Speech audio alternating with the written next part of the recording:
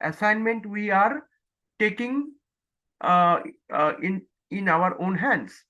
So basically, we are going to learn certain characteristics which will help us to, take this kind of challenges.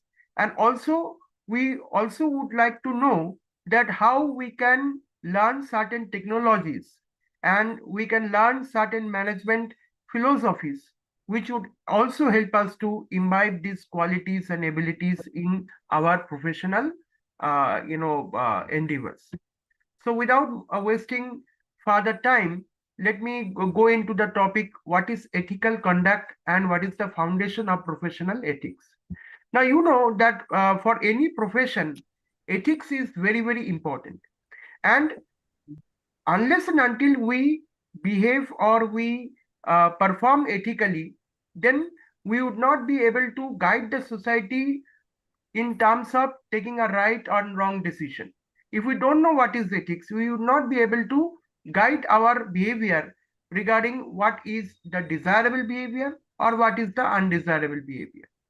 So in this case, our behavior should be aligned with certain moral values. Our behavior should be aligned with some moral principles, and that would help us to channelize us as learned citizens of the society, and it would also collectively help us to build a society which is ethical and which follows all ethical principles and ethical code of conduct. So basically, now the question comes, from where this ethical conduct comes into the picture. Please understand that the ethical conduct comes from our society itself. The society is characterized by different cultures. The society is characterized by different social norms. The society is characterized by different philosophical and political, philosophies also, you can say. So that shapes the ethical norms and understanding of a country, a society, even a region. Now, if we take the example of India as a country, our ethical understanding is deep rooted with the Indian culture, which is multidimensional, multilingual, and multi-religious, you can say. So, in each religion or each language, we follow certain different philosophies. So these philosophies are translated in our social norms, our social behavior, and also these are translated into our cultural habits and the cultural traits which we bear in every endeavors of our life as human beings.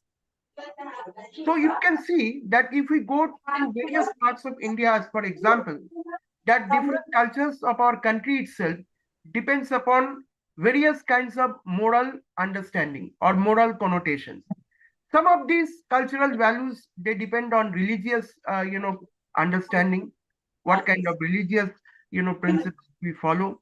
Some of these cultures are influenced by the legal system. Some of these cultures are influenced by the rules and regulations of the government. Okay, and these rules and regulations actually tell us what are the things which are right in our society, what are the things which are wrong in our society. Now, before we go further, I would like to give you an example. This is a famous ad of Fair and Lovely. Okay, so here you can see our best ever formula or our best ever fairness treatment. So here you can see, do you think that this advertisement is very ethical before and after? Don't you think that this advertisement is discriminating fairness and the dark complexion of a woman? It is actually using woman as a commodity, and even it is taking the example of the fairness and the dark complexion of a woman to advertise and sell the product. So now this issue was taken very seriously from ethical perspectives, and many consumers, they protested against this particular campaign, and this company had to change the brand name of this product into Glow and Lovely. So you can see now Fair and Lovely is now known as Glow and Lovely. So basically, this is where, dear students, ethics comes into the picture. This is where the definitiveness of ethics comes into the picture. So there are lot many issues you will find around yourself. As for example, if you go to KFC and you order this, popcorn chicken, you will find in the advertisement the popcorn chicken looks like bonda or big, samosa like kind of a, the advertisement is given. But when you purchase the product from a KFC outlet, you will find that this product is actually the size of a nukuldana. It's so small. So this is where the ethical issue comes into the picture. That means for the sake of advertisements, we are highlighting the product in such a way that it is actually misleading the consumer to come to the outlet, and when the consumer is actually buying, he is actually fooled out. So this is where ethical deliberations come into the picture. Now, when we look at the definitiveness of ethical human conduct, this can be articulated by three important dimensions of our life. What are these? The values. Values are also known as the mulya, which constitute the fundamental aspect of our ethical conduct, and which is more like a moral compass. What is a moral compass? It tells us what is acceptable, what is not acceptable, what is right, what is wrong, and generally it helps us in our day-to-day decision making. Then another important thing is policy. Policy means the niti. So it is the formulation and the adherence of this policy which actually enforces how we shall follow these ethical principles, how we should execute these ethical principles in our day-to-day actions. Then another very important is our character. So character in Hindi or Sanskrit is known as charitro. So the character of an individual, it plays a very, very important role how we behave ethically or what would be our ethical behavior. So basically, this includes whether we should have integrity in our behavior, whether we should have accountability in our behavior, and whether we should behave consistently in various kinds of situations. Please understand that when we act or behave in a scenario or in a situation, this is where these philosophies of integrity, accountability, and consistency comes into the picture. That means in one situation, I am behaving in a certain way. In another situation, I am behaving in another way. So this would be the lack of consistency. So definitely, when we need to dwell with the topic of definitiveness of ethical human conduct, we need to first understand ourselves. And that understanding of ourselves is the self-exploration. So from that self-exploration, we would be able to understand that what is required for us to have the trait or characteristic to behave in an ethical way. So whenever we further go ahead with this understanding, then we would be able to understand that is what is universally acceptable. What kind of ethics is universally acceptable? What kind of behavior is universally acceptable? That means in some part of the society, I am behaving in a certain way. In some other place, I am behaving in a different way. But that doesn't give a consistency of my behavior. That doesn't give, coherency of my behavior. And that is why the issue of universality of behavior comes into the picture. Now, when we look at the unethical aspect of behavior, this is where a lot of dilemmas and problems come into the picture.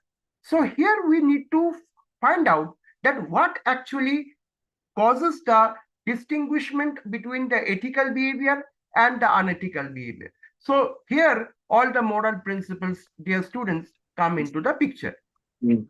Now we come to the values or mullo. So values is a part of our ethical conduct. So basically values comes from where? From our self-realization and understanding. That means today if you are attending this class, you are attending this class for two reasons. One is for your examinations, and from the learning part, if we look at the learning part has greater importance because it would give you a better in-depth understanding of the value of life. Okay, so when we talk about the value leads to harmony at all levels of existence. So basically, the harmony relates to yourself, inner harmony. The harmony relates to your environment. It would include your workplace. It would include your family. It would include your society, and so on. Please keep yourself muted, dear students. Please keep yourself muted. Hello. Keep yourself muted. Please keep yourself muted.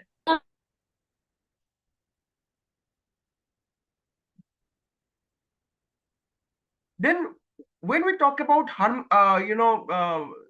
the values, there are certain important values which are very, very important for us to inculcate. One is the integrity. That means to what extent we are able to protect certain confidential information in our professional life. As for example, you are working in the finance department of your company. Do you share or even gossip about this financial data with somebody else? You are working in the IT department of a company. Do you leak out any kind of information technology related thing with your colleagues or friends? Then the second important thing is respect. That means every co-worker, every human being has to given respect regardless of what kind of background they have, regardless of what kind of positions they have, and you have to have an inclusive workplace. Then responsibility. Responsibility is very, very important because if you don't take the onus of what you are doing, then you are not showing the right value. Another very important thing is fairness. That means when you rise the position of a manager in an organization, this is where you will find fairness becomes very, very important for you. You have to treat other people in the same way. Okay?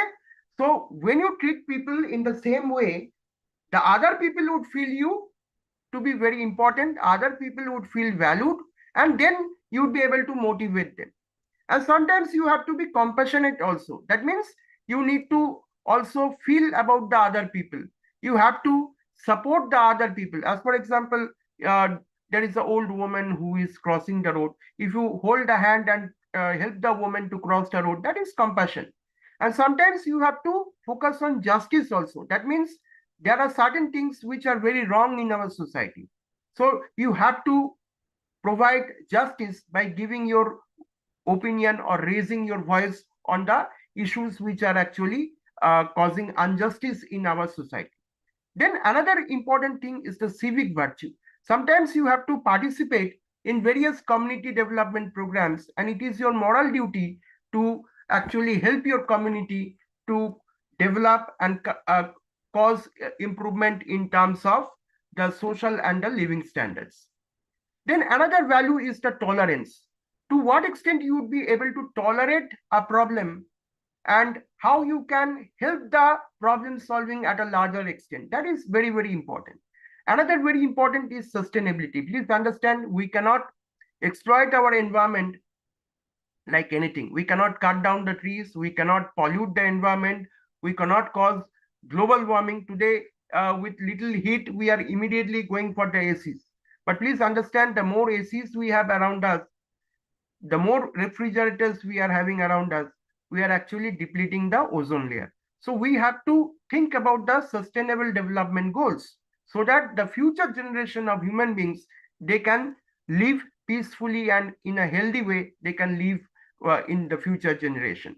Then another important value is the honor and trust. So sometimes we need to honor other people because of their contribution and achievement, and we need to trust other people whenever we are doing things together or we are doing things in team.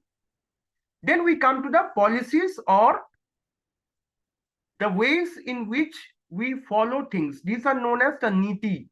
So policies help us to think how we should behave and how we should work and how we should bring harmony in our actions. Basically, it is very, very important that every human being should follow certain policies which Baba. will cause human welfare and improvement of the society. So basically, the government, they frame this kind of ethical policies at the larger level. The institutions who act as moral, you can say moral institutions, they frame policies. The legal system of the country, they have policies. And when you work in an institution or an organization, they also have certain policies or nitis to which you are expected to follow certain guidelines, rules, and regulations, and how these policies would help you to perform, behave, and act in an ethical way. And even these policies also tell what kind of ethical standards you need to maintain with others and for the society. So when we talk about the policies, they are nothing but a framework which guide our behavior, which promote a culture of fairness, and which also helps us to bring respect and trust in and harmony in the society. Then comes the character. So character in Hindi we can say, excuse me, don't talk.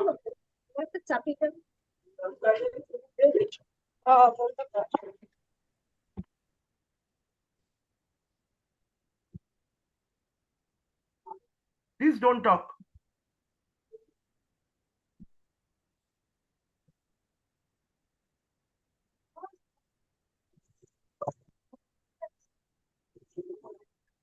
ये धर यार गाड़ी रखते ना की So character is known as charitra. Okay.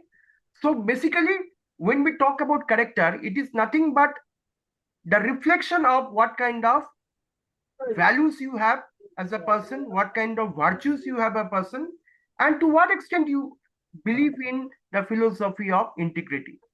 So basically, when we talk about the character of a person, we generally talk about the moral attributes of the person, we talk about the ethical qualities of the person, and we talk about how these moral and ethical qualities shape the behavior of a person. And when we behave in a particular way, how our behavior affects our decisions and how these decisions affect our actions in our day-to-day life.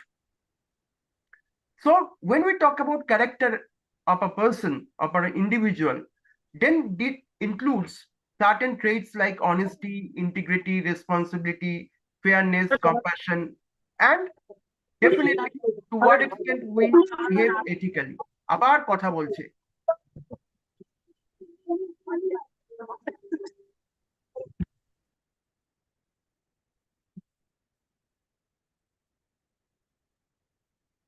এবার কথা বললে আমি remove করে দেব। If anybody is talking in the class, I will remove them from the class. So please understand, when we talk about character, character of an individual is nothing but the foundation of your ethical behavior. That means if a person doesn't have a strong character, it is less likely that the person would be able to stick to ethical decisions. And if you do not stick to ethical decisions, then you would not be able to do anything to improve the community. You would not be able to improve the organization, and your organization would not benefit anything from your lack of commitment towards integrity, responsibility, and honesty and fairness. So these are the examples of positive characteristic traits like honesty, integrity, responsibility, fairness, compassion, respect for other, courage, perseverance. Perseverance means, that means you have to continuously run behind your goal. Maybe you may fail in your first endeavor. This is what exactly entrepreneurs they continuously face. That means in one chance it is not, may not be possible for you to crack the goal, but if you run behind the goal again and again, then definitely you will be able to overcome the obstacles and definitely you will win. Another important aspect of a good character is generosity. That means you should offer assistance or resources even if it is not asked by somebody else. That means when you find that your team is not being able to perform well, or there is a problem in the team, you have to give your help, you have to give your knowledge, you have to give your resources, expertise to enable your team members to perform. This is very, very important for all. Then another very important aspect of our character is social harmony. That means at the individual level, does your behavior, does your respect for others, does your contribution, do them, do they contribute towards this harmonious social interaction? That means, do you cause disruption when you talk? Do you cause disruption in a teamwork? This is what you need to first ask yourself. Then another very important thing is at the macro level. That means when you work together for your organization or when you work together for the society, to what extent you contribute towards social harmony, to what extent you contribute towards a cohesive and societal environment, that is also very, very important. Then another aspect is civic responsibility. So you have certain civic duties, like you have to be responsible to your surrounding. That means the place where you live. Even you are, dealing with somebody doing a transaction, you have to do the transaction in a very honest way. You should not cheat others. And as a responsible citizen, you should do something which is benevolent for the community and for the society.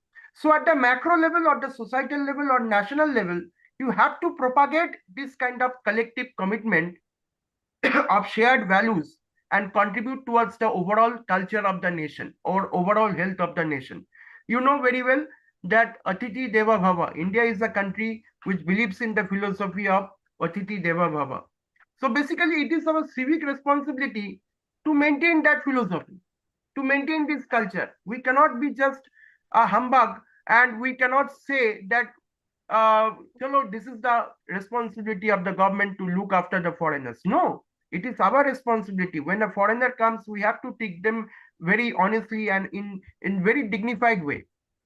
Then another very important thing is our cultural identity. Please understand that being a part of the multicultural society, we also have to maintain our individual cultural identity. That means when you work in a multinational company, you have to maintain your cultural identity as an Indian. You cannot erase your cultural identity, and you cannot melt down to a dominant culture. You cannot do that, because this is what we are here for. We should maintain our cultural identity of our society, which actually should build the character of this nation. If you do not maintain this cultural identity, then our nation would lose its uniqueness and richness and heritage. Then what are the other aspects of character? You have to give importance to what other people are saying or what other people are understanding. You have to contribute towards the economic prosperity. You have to give your leadership. That is very, very important. You cannot be just a manager, but you have to evolve as a leader. And when you become a leader, you have to bring in some certain rules and principles which would form the cornerstone of ethical governance. So whenever we talk about a good character, we talk about how we maintain purity in our personal life. That is the first thing. How we behave and work with kindness, and how our behavior is very honest in our professional, day-to-day life, and how we can control greed and malicious activities and restrict those activities with sincere and diligent actions. Now, let us talk about a very important topic. Is my screen visible? So what is the basis for humanistic education? Now, the concept of humanistic education comes into the picture. That means you as a future citizen of India, you have to go through a education which would cultivate a profound understanding of your own self-awareness, and you should develop that self-awareness and escalate that self-awareness to grasp a higher level of existence. That means today, if you are pursuing BTech or MBA or BBA or BSc, from a university like JIS University. It is not just a degree which you are grasping, but here you should be able to identify yourself as a unique person, and how as the unique person you contribute for the betterment of this society, how you can contribute to the betterment of an organization, and how you can contribute to the betterment of the nation. So how you develop that? You constantly have to develop certain skills and competencies which would align with some core educational mantra. So basically, in this case, what is very, very important is your understanding. That means if I am a student of physics, I have to ensure that the knowledge of physics should be used in such a way that it is benevolent for the society. I should not, I should be least thinking about using the knowledge of physics and killing other people and making another atom bomb or hydrogen bomb and killing millions of people. Okay, so humanistic education is actually the integration of the values, skills, and empowering people like you of your generation to develop certain principles of way doing things. Like if I am a physicist, I should not develop any kind of machine which would destroy mankind. Or whatever, if I am a chemical engineer, I would develop a eco-friendly product which would actually be benevolent for the environment. And if I'm developing any kind of technology, if I'm a programmer, software programmer, I would develop a program which would be benevolent for the society, which would be benevolent for the children of future generation. So basically here, what we need to focus on, we need to look at the environment, and not only the environment, but we need to look at our holistic development. So when we look at humanistic education, it inculcates the right understanding of a person like you, and also develop the skill and competence to live with those principles. So basically, how we do that? We integrate certain values, we integrate certain skills through which we can adopt suitable techniques, we can develop suitable technologies, we can develop operating systems, we can develop management systems which could actually be benevolent for the human living. How it can be? It can be eco-friendly, it could be people-friendly, and so on. So now the question comes, what would be the foundation of humanistic education? So humanistic education would come from a holistic approach to learning. It would come from placing emphasis on development of the individual's intellectual, emotional, and social facets. That means I'm just reading like a robot, but I am not looking after the emotions of people. I'm not looking at the interest of the society. I'm not looking at whether my environment is being destroyed by my product or by my technology. That should not be the case. So in this case, what you guys would be doing, you should be nurture certain qualities like empathy, creativity, and critical thinking. That means if you look at critical thinking, if you develop a technology, you should first ask yourself that if I'm using this technology, where it goes at the end, is it beneficial for the society? Is it beneficial for the ecology? Is it beneficial for the environment? Is it beneficial for the future generation? These questions you need to ask. So please look at a very, very important thing. Today we have discovered 5G technology, fantastic. Today we have discovered, the AC machines. But have we ever thought about the negative repercussions? That means excess AC could cause depletion of the ozone layer. Have we asked the question that if we indiscriminately use 5G towers, it would destroy the birds? The birds would die. Today you cannot see any chorui pakhi or sparrow. You cannot see darkak or the male crow, the dark crow. You cannot see the vultures in the sky of Kolkata or adjoining Kolkata. Why? Because of the 5G technology. So this is where your knowledge should go in these domains, and you should decide on certain ethical values, and you should think that for your personal growth, are you harming the environment? Are you harming the animals? Are you harming the ecology? And by developing this kind of a deep understanding about yourself and other, you can develop a well-rounded and social responsible individual.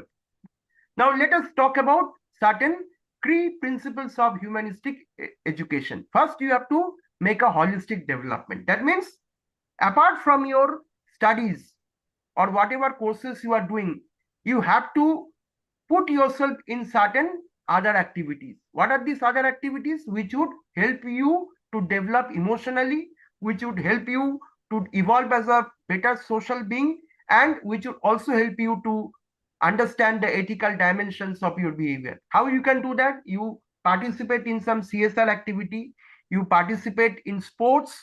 That means in sports, there is one very important thing about sports is sportsmanship. That means when you participate in sports activity, you always try to compete but not cheat others.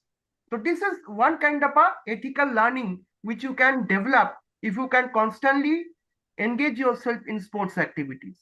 And if you participate in CSR activities, that means corporate social responsibility activities or community development activities, then you can feel for other people. You can look at the social problems.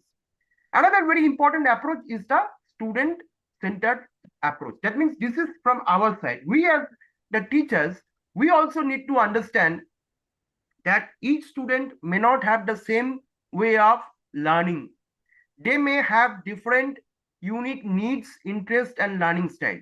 So that is why the education in today's system needs to be diversified and address these kinds of different learning styles. So here we need to focus on certain points. We need to look at the individual differences of people. We need to look at the diversity of people. That means people from different religion, different caste, different community, different races. They have different ways of learning. Different understanding also is observed in them. So here what we can focus on is we can focus on certain common universal ways of education. So this could be to develop your critical thinking, to develop your creativity. How we can do that? You have seen that in JIS University, we have this SkillX. So many people think as it's a bogus project. No, when you think that today I will be coming up with a new idea, you are actually banging the hammer on your head. And when you bang the hammer on your head, you are thinking critically. And when you come up with an idea, that is the expression of your creativity. And when you present that idea in a team of 5 people, that is nothing but a relationship, a social relationship you are developing with your teammates. So emphasis on relationship is also very important. You cannot work alone in today's world. And another important thing, ethical and moral development. Today you have to think that you can develop a product, you can develop n number of ideas, but will it be actually beneficial for the society at the end of the implementation? And to what extent those ideas or concepts are real life in nature? Many things you may think about, lot of things. That means today I will build a city in planet Mars, but whether it is applicable or implementable in real life, you need to ask that question. And one thing is very important. Today we should be free and we should have the autonomy to learn whatever I want to learn. Suppose if I want to learn geology, I should be free to learn. Even if I'm doing MBA, if I'm finding interest in geology, I should be given that freedom to learn. And that is what our National Education Policy 2020 brings to bring in and as a reform in the present education system of our country. Please don't talk. Please don't talk.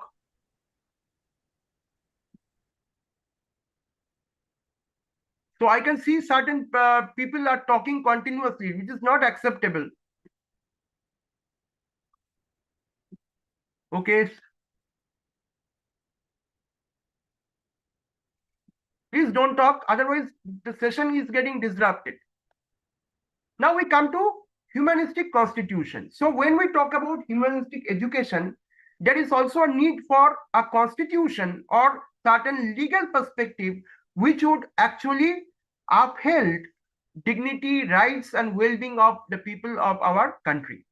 So these constitutions would be just certain legal framework or policy framework which would structure the society to think ethically, to behave ethically, and safeguard the freedom of an individual and also protect the rights of the other people and even the rights of the wild animals, even protect the rights of the forest and the natural resources. We need to also protect them also.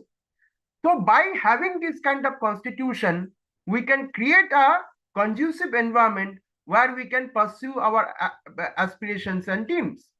So if we look at the aspects of humanistic constitution, this framework would develop a human society which would be unfragmented and which would actually go towards a universal human order. That means ultimately we exist as a society, a developed society, which would be built around some universal human principles.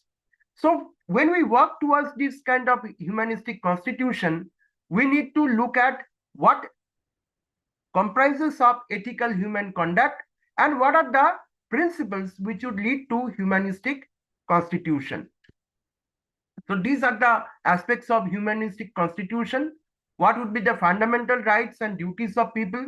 What will be the way to ensure justice and protection of the society? And what would be the format of working on a universal human order? And last and not least, how will people connect to the world family? That means we as Indians would not be a separate country just because we are Indian. We should be part of the global village. We should be part of the global family. And how we look at the broader prospect of integrating us to the global village, this is where this kind of principles and constitution become very, very important. So we need to look at certain principles like dignity and equality. Individual, we have to value individual right. We have to look at social justice. We have to respect the rule of law. And we have to have a democratic governance. That means we cannot have a one-man show in our government. The decision-making process should be, democratic. It should be decentralized. And ultimately, we should give opportunities for other people to flourish or grow. So that is where human flourishing is very, very important. We have to give education to people. Still, our country is having a problem of giving basic education to millions of people. We have to enlighten them with the ideas or with the new technologies that are evolving in the country. We have to bring the environmental respect. That means today, if we see there is heavy pollution, you people have to bring up our technological revolution, which would cut down the environmental, degradation. And we have to also protect our cultural heritage also. We cannot allow other people to trample on our cultural heritage. Then another very important thing is peaceful coexistence. Please see that in a country like Kenya, Nigeria, you will find that the moment you cross the city, immediately the jungle starts. Okay, so that kind of a coexistence we human beings in our country need to develop. But unfortunately, what we are doing for the sake of urbanization, we are cutting the forest, we are blatantly cutting the trees, and we are destroying the jungle. We are not creating a barrier between our urban life and the jungle life. And another very important thing which I mentioned is global citizenship. At the end of the day, we have to identify ourselves as a global citizen. Now we come to a very important agenda, that is humanistic universal order. So this concept comes from a theory that individuals in this globe should be interconnected. And why they should be interconnected? They should be interconnected because they are going to look for the well-being of the people, irrespective of the difference of other people from different countries. So it is more of a shared responsibility among people, which would bring about justice, which would bring about fairness, and which would look about the sustainability of this world. Please understand that when you are utilizing the resources of this Mother Earth, you are actually depleting the resources not of your country. You are depleting the resources of the mother world, which actually encompasses the entire globe. So that is why it should be the humanistic universal order should encompass the physical, the emotional, the mental, social, and spiritual aspects of the entire human existence. Okay, and ultimately it would develop the deeper connection with both an individual and the broader community as a whole. So that is why ultimately we should be looking for developing people-friendly uh, and eco-friendly management systems and production systems which would cause benevolent uh, impacts on the environment. So basically, this is what the Industry 5.0 is going to focus on. So what is Industry 5.0 going to do? It would bring sustainable development goals. It would focus on sustainable development goals or SDGs. Okay. So basically, it would focus on the organizational, individual, and social commitment to ensure and safe, healthy working conditions, recognize supportive workplace, adherence of fair labor practices, and adopting sustainable practices to minimize waste and resource efficiency and mitigate pollution. And you know, the very important issue is the global warming. So we need to develop today green technologies that would further reduce the uh, load on the conventional energies. That means, it would make our choices more environmentally conscious, and it would align our production processes with a broader sustainable practices. So that is why, keeping in line with the sustainable goals, we have to develop a product which is sustainable, which is recyclable, reusable, biodegradable, and which develops transparency in sourcing and production process. That means I cannot hide how I am developing the product. So this is where we also need to develop supporting technologies. We have to develop supporting management practices to ensure this kind of a change. So these technologies and management practices should actually look for the sustainable, people-friendly, and eco-friendly production systems. And this is what exactly, dear students, our Industry 5.0 is targeting. It is targeting the use of uh, high-end information technology to develop sustainable solutions for the globe. So that is the ultimate, objective of this kind of, practice is optimization of the resources, aligning with the objective of sustainability, and tailoring according to a specific need of the society. So this is where the tailoring activity comes into the picture. That means how you cater to the appropriate needs of the people. That means how you look at the, if I'm talking about person from remote village of Santal, Santals are tribals.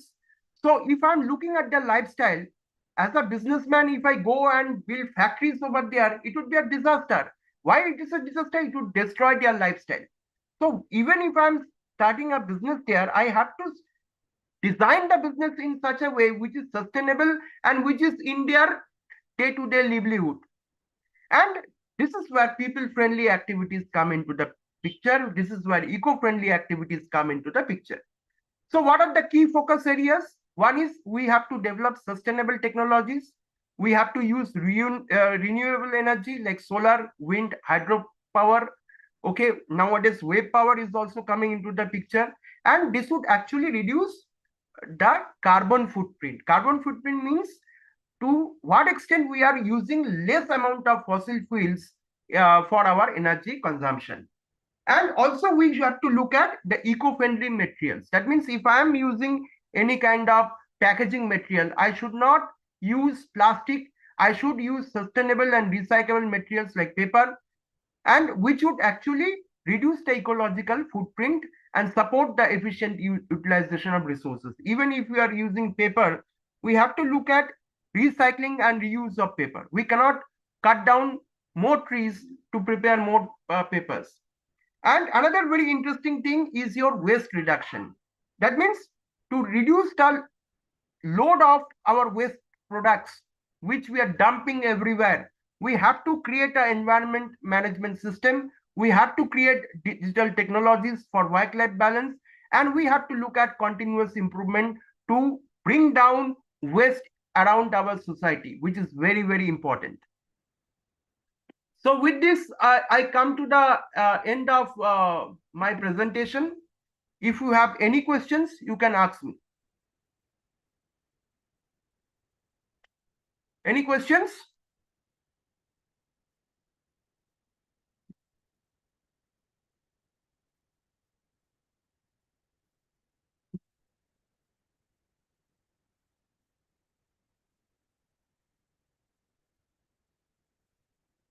Okay, so if you don't have any questions, I am closing the session. I'll be sharing my presentation and notes in JIS University. Your HOD should be sharing these notes with you in due course of time. So once again, I thank you very much Sir, for attendance. sharing your for being in my session and participating in this event and in this class. Thank you so much and wish you good time ahead. Thank you.